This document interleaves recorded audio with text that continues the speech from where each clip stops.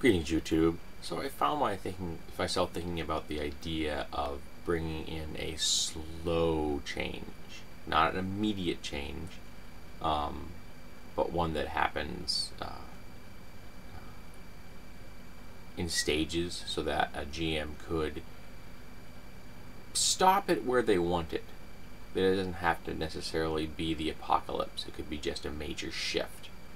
And I stole most of these ideas from other sources, so I freely admit this. This is not an original idea. I'm just kind of putting a slight twist on it.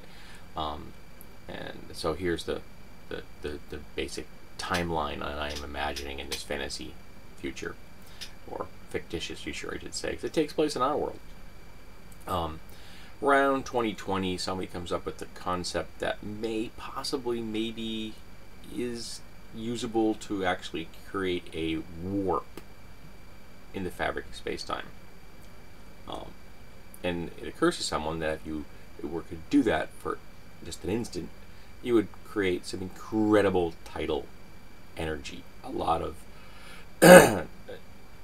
force could be applied to a zone inside this field.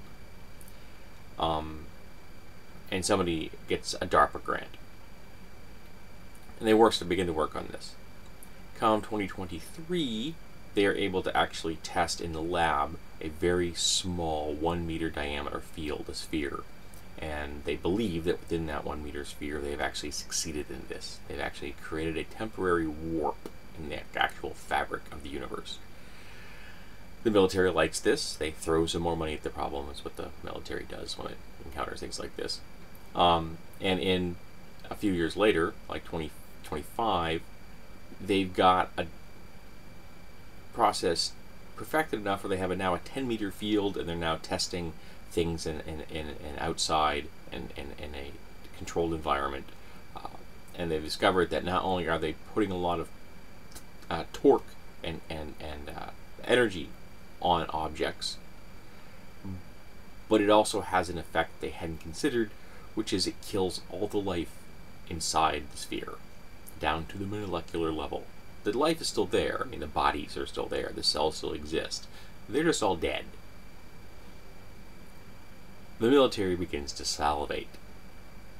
They throw some more money at the problem. Come 2029, they've got themselves geared up for a field test with a 1 kilometer field.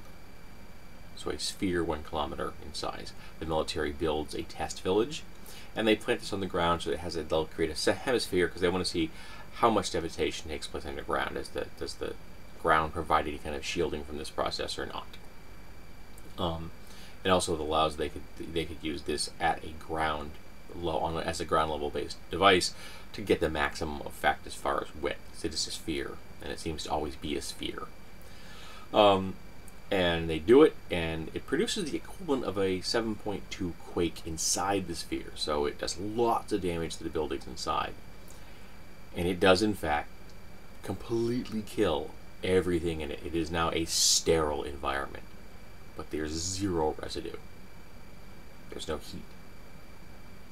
There's no radiation. There's no poison, no toxins. Military erections can be heard around the world. The military loves this idea. So now we're going to jump forward to like 2040. Iran has finally got their hands on a nuclear device, and they use it against Israel. The device fails to achieve nuclear cascade, but it still detonates and turns itself into a dirty bomb, spewing radioactive material all over the target zone. 3 people die in the initial explosion, but hundreds are given doses of radiation, which could very likely kill them long term, or at least give them numerous diseases related to radiation, including cancer. People are going to lose limbs, people are going to lose organs, people are going to lose sight. It's a slow horror story. NATO reacts violently, the United States being Israel's most closest allies, gets involved military, and the militarily involved, and the government begins to look at options. The military steps forward and says, "Hey, can we try our new warp bomb, please? Pretty please?" So they launched 2 small warp bombs that have 10-kilometer fields. They work perfectly. Drone information shows that the target areas are just dead. Buildings racked by these forces, again, equivalent to a 7.2 earthquake. And then they ask, can we use a larger device on Tehran itself? We want to decapitate the leadership of Iran completely. I'm picking Iran at random because it was in the news the other day. Don't think I'm anti-Iranian. I'm not. They're just a nation in the world that we've often had problems with and have made problems for themselves in the world at large. It could be any country if you like. Just the one that was in my head when I thought of the idea. And the president gives the go-ahead, and the military launches a 100-kilometer device. Millions die. And the leadership of Tehran is just gone. Iran collapses politically. Not shocking. NATO forces move in, the bulk of them being the U.S., and they find a city devoid of life. Most of the buildings gone because I don't imagine that Iran has many earthquake-reinforced structures. Which is probably a great loss to art and history as well. But, you know, you call them military and you call them because they're good at breaking things. And at the heart of this, they find a black hemisphere. Just like the device in question, half of it's above the ground and, assumingly, half of it's below the ground. It's Flugen black. Light doesn't go in, light doesn't go out. It's just flat. It's the blackest black there is. You people may have seen that. Folks may have seen that online. Last year, I think it was, or maybe this year. Oh, the blackest substance there is. Well, think of that. That's no light goes in, no light comes out. It's black. The sphere is 872 feet in diameter. I don't know why I picked that number out of the blue when I thought of it. Things that go in don't come out. Now, do things that come out not go back in? Is this a one-way gate in both directions? Because we've created a doorway. In addition, we've created a ripple effect. What is the ripple effect? Now, this was used in The Mist, the film that was used by Monty Cook's World of Darkness, a game I think was greatly underappreciated because it made consistency and sense out of the World of Darkness in a way that the original World of Darkness made none. Who else used this idea? Technomancer used it, and there was another one off the top of my head. I can't remember what it was, but when I thought of the idea, I thought I sold my mind. So it's not an original idea. I'm not saying it's an original idea.